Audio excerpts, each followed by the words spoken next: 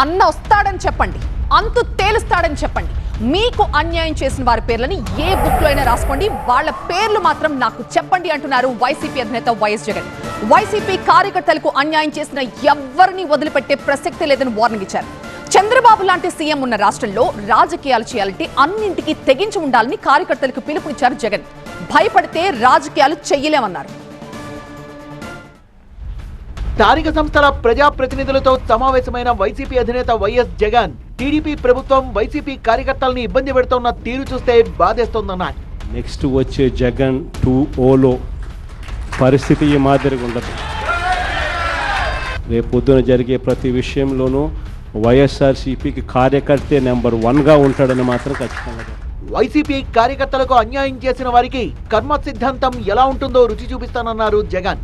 ఎవడెవడైతే మీకు అన్యాయం చేశాడో పర్వాలా, అన్యాయం చేయండి, చేయించుకుంటాం, టైం మీది, కానియండి, కొట్టండి అని చెప్పండి.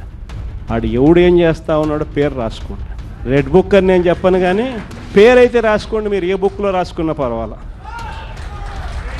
పేరైతే మీరు రాసుకోండి. దాని తర్వాత మాత్రం అన్యాయం చేసినోనికి సినిమా మాత్రం మనం చూపిస్తామని చెప్తాను. మారిన పరిస్థితుల్లో రాజకీయాలు చేయాలంటే గట్స్ ఉండాలన్నారు వైసీపీ అధినేత. చంద్రబాబు యుగంలో రాజకీయాలు చేయాలి అని అంటే ఈ రాజకీయాలు చేసేటప్పుడు కేసులు వేస్తారు అని భయం లేనప్పుడే రాజకీయాలు చేయగలుగుతాం. జైళ్ళకు పంపినా కానీ పర్వాలేదు చంద్రబాబు, నిన్ను ఎదుర్కొంటామనే ధైర్యం ఉంటేనే రాజకీయాలు చేయగలుగుతాం. అలా ఉండగలిగిన తెగువ ఎవరికైనా ఉంటేనే రాజకీయాల్లో ఉండగలగాలి. టీడీపీ ఇచ్చిన హామీలు నెరవేర్చడంలో విఫలమైందన్నారు జగన్. రైతు అని చెప్పి ఎప్పుడైతే చూశాడో నీకు 26,000, నీకు 26,000, నీకు 26,000 అన్న మొదలుపెట్టింది. ఇలా మనం చెప్పిన దానికన్నా కూడా 3 ఇంతలు 4 ఇంతలు ఎక్కువగా ఇస్తాము అని చెప్పి ప్రతి ఇంటికి కూడా వీళ్ళు చెప్పిన మాటలు వీళ్ళను వెంటాడుతూనే ఉంటాయి. ఏడాదిలోనే ఇంత ప్రజా వ్యతిరేకత వచ్చిందంటే వారి పాలన ఎలా ఉందో అర్థం చేసుకోవచ్చన్నారు జగన్. ప్రజలు కూడా ఏ స్థాయిలో చంద్రబాబు నాయుడిని ద్వేషించుకుంటా ఉన్న పరిస్థితి ఉంది అని అంటే ఆ ద్వేషం ఈ స్థాయిలోకి ఇప్పటికే సంవత్సరం కాలంలోనే వచ్చింది.